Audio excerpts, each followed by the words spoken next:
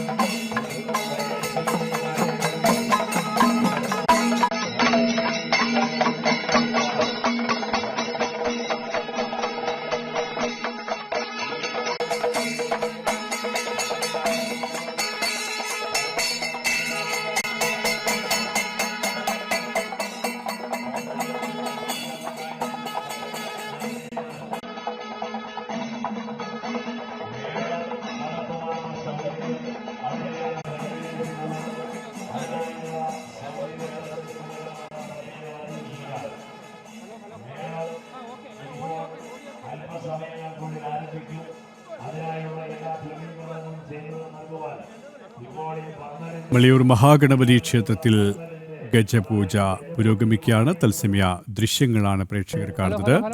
വിനായക ചതുർത്ഥി ദിനമായി ഇന്ന് രാവിലെ മുതൽ വിശേഷാൽ പൂജകളും ചടങ്ങുകളുമാണ് ക്ഷേത്രത്തിൽ നടക്കുന്നത്. കേരളത്തിലെ ഗണപതി ക്ഷേത്രങ്ങളിൽ സുപ്രധാനമായ ക്ഷേത്രത്തിലേക്ക് കേരളത്തിൻ്റെ നാനാഭാഗങ്ങളിൽ നിന്നും അന്യസംസ്ഥാനങ്ങളിൽ നിന്നുമടക്കം നിരവധി ഭക്തരാണ് പുലർച്ചെ മുതൽ തന്നെ ഒഴുകി എത്തിക്കൊണ്ടിരിക്കുന്നത്. പുലർച്ചെ മുതൽ തന്നെ പൂജാ ചടങ്ങുകൾ ആരംഭിച്ചിരുന്നു. ഇപ്പോൾ ഗജപൂജയാണ് നടക്കുന്നത്. ഗജപൂജയുടെ തത്സമയ ദൃശ്യങ്ങളാണ് പ്രേക്ഷകർ കാണുന്നത്. വിവരങ്ങളുമായി അരുൺ കൊടുങ്ങൂർ ചേരുകയാണ്. അരുൺ, ഏറെ സവിശേഷമായ ആചാര ചടങ്ങുകളുള്ള ഒരു ക്ഷേത്രം തന്നെയാണ് മളിയൂർ മഹാഗണപതി ക്ഷേത്രം. രാവിലെ മുതൽ തന്നെ അവിടെ പ്രത്യേക ചടങ്ങുകളും പൂജകളും ആരംഭിച്ചു കഴിഞ്ഞിരുന്നു. വലിയ ഭക്തരുടെ ഒഴുക്ക് തന്നെയാണ് ക്ഷേത്രത്തിൽ ഉണ്ടായതും. ഇപ്പോൾ ക്ഷേത്രത്തിൽ ഗജപൂജ നടക്കുകയാണ്. അതിൻ്റെ വിവരങ്ങൾ എന്തൊക്കെയാണ്?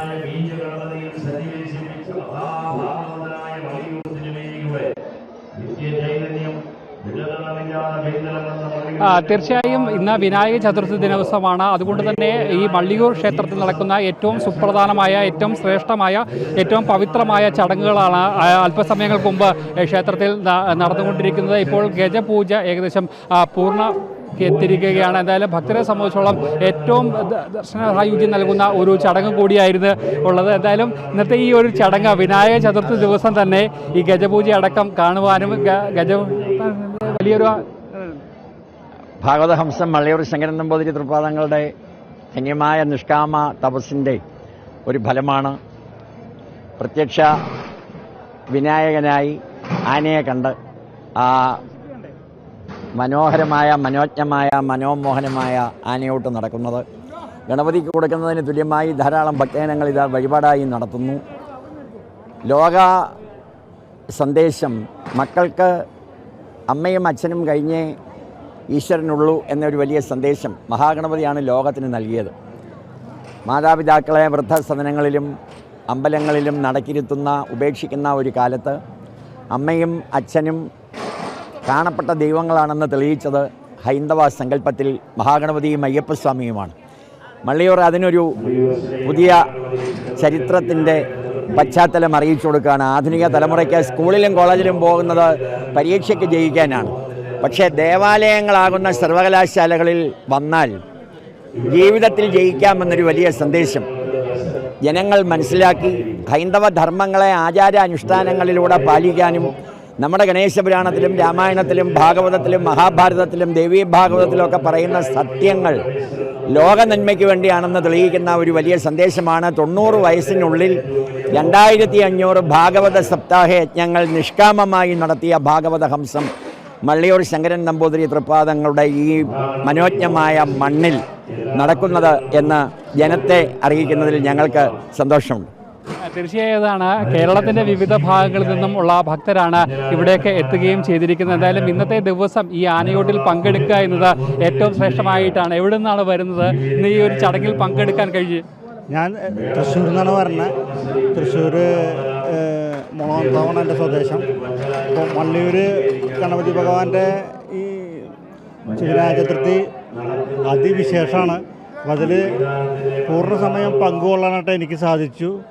അത് ഞാൻ കഴിഞ്ഞ വർഷങ്ങളിലത് എനിക്ക് എൻ്റെ പല കാര്യങ്ങൾ കാരണം എത്തിച്ചപ്പെടാൻ പറ്റിയിരുന്നില്ല. പക്ഷെ ഇത്തവണ അത് പൂർണ്ണമായി. അപ്പോൾ നല്ല അനുയോജ്യമായ കാലാവസ്ഥയും പിന്നെ കേരളത്തിലെ എണ്ണം പറഞ്ഞ ഗജവീരന്മാരും വളരെ സന്തോഷം. എല്ലാവരെയും മള്ളിയൂർ ഗണപതി ഭഗവാൻ അനുഗ്രഹിക്കട്ടെ. തീർച്ചയായും അതാണ് ഏറ്റവും കേരളത്തിലെ ഏറ്റവും തലയെടുപ്പുള്ള ഏറ്റവും പ്രധാനപ്പെട്ട ഏറ്റവും ലക്ഷണമൊത്ത 12 ഗജവീരന്മാരാണ് ഈ ഗജപൂജയിൽ പങ്കെടുത്തിരിക്കുന്നത്. ഇനിയുള്ളത് കൂട്ടി എഴുന്നള്ളിപ്പാണ്. അതിനുള്ള തയ്യാറെടുപ്പുകളാണ് ഇവിടെ നടന്നുകൊണ്ടിരിക്കുന്നത്.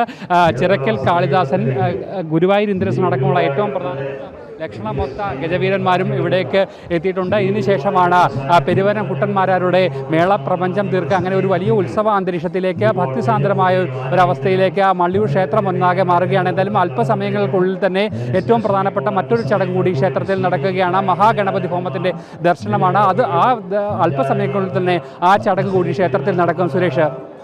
യെസ്, മള്ളിയൂർ മഹാഗണപതി ക്ഷേത്രത്തിൽ വിശേഷാൽ ചടങ്ങുകളും പൂജകളും ഗജപൂജ പൂർത്തിയായി കഴിഞ്ഞു. അരുൺ കുടുങ്ങൂരാണ് വിവരങ്ങൾ നൽകിയത്.